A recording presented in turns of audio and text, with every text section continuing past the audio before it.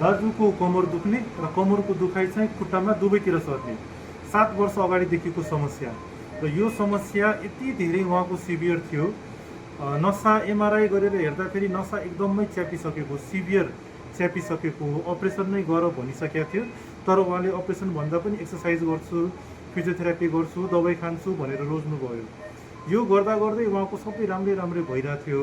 तर एकचोटि बिग्रिसकेको डिस्कले घडिघडी दुःख दिन्छ।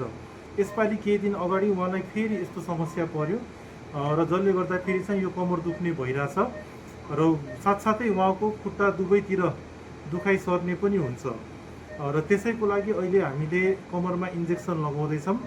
एक्सरेमा हेरेर हेर्नुहोस् त उहाँको बिग्रेको भनेको यो L4 र L5 को डिस्क बिग्रेको। यो L4 भन्ने नसामा पनि हामीले सुई पुगायौँ, L5 भन्ने नसामा पनि सुई पुगायौँ, दुवैतिर हामीले सुई पुगायौँ र यता देब्रेतिर करेन्ट दिइसकेको छौँ, दाहिनेतिर करेन्ट दिँदैछौँ। करेन्ट चाहिँ हामीले 42 डिग्रीमा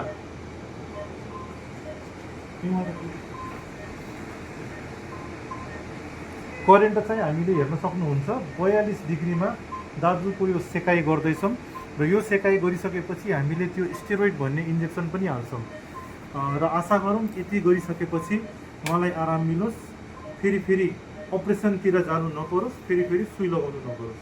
हस्, धन्यवाद।